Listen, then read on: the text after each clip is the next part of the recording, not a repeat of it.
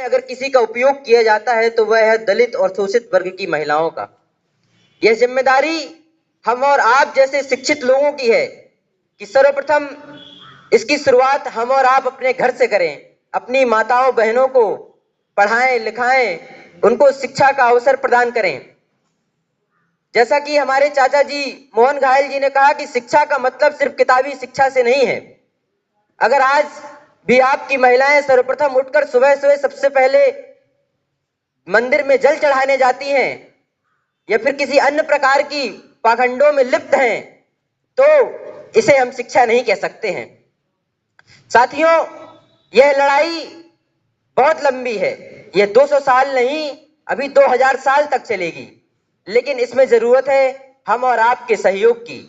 जब हम और आप जैसे लोग, शिक्षित लोग, इस जज्बे को मां सावित्रीबाई फुले के सपनों को आगे बढ़ाने का काम करेंगे।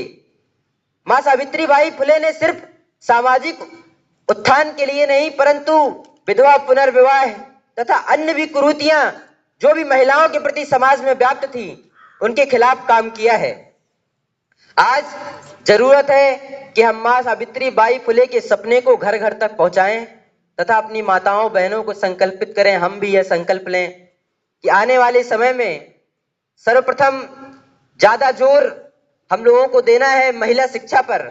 अपने घर की महिलाओं बेटियों को पढ़ाना है, उन्हें जागरूक करना है, ताकि आने वाली जो और मनुवादी सरकारें जो हैं, जो दिन प्रतिदिन मजबूत होती जा रही हैं, वह उनका उपयोग न कर पाए।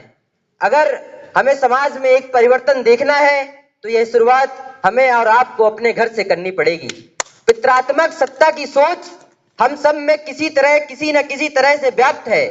अगर आप अपने अंदर झांक के देखें तो हमें देखने को लिए मिलता है कि हम और आप उन्हीं कुरीतियों में एन केन प्रकारेण फंसे हुए हैं। जरूरत है सर्वप्रथम हम स्वयं को और अपने घर के आसपास के माहौल को उस पितृत्मक सत्ता के वजूद से छुड़ाएं।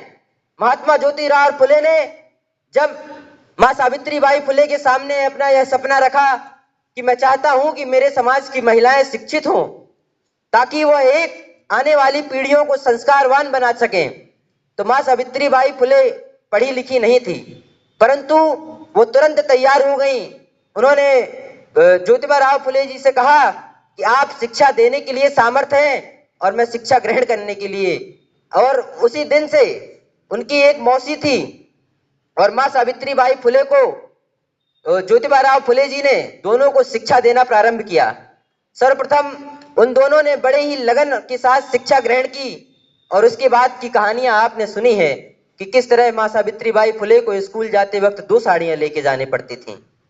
वह कीचड़ जो 200 साल पहले मां सावित्रीबाई फुले पर उछाला गया था, उसके दाग धब्बे अभी तक हमारे समाज पर मौजूद हैं। हमें एक देखने के लिए मिलता है कि किस तरह स्कूली शिक्षा हो, चाहे उच्च शिक्षा हो, चाहे विश्वविद्यालय स्तर तक की शिक्षा हो, आज भी हमारे दलित शोषित समाज के बच्चों को उतना ही संघर्ष करना पड़ता है। अगर बात बालिकाओं की शिक्षा पर आ जाए, महिलाओं की शिक्षा पर आ जाए, तो उनका संघर्ष दुगना हो जाता है।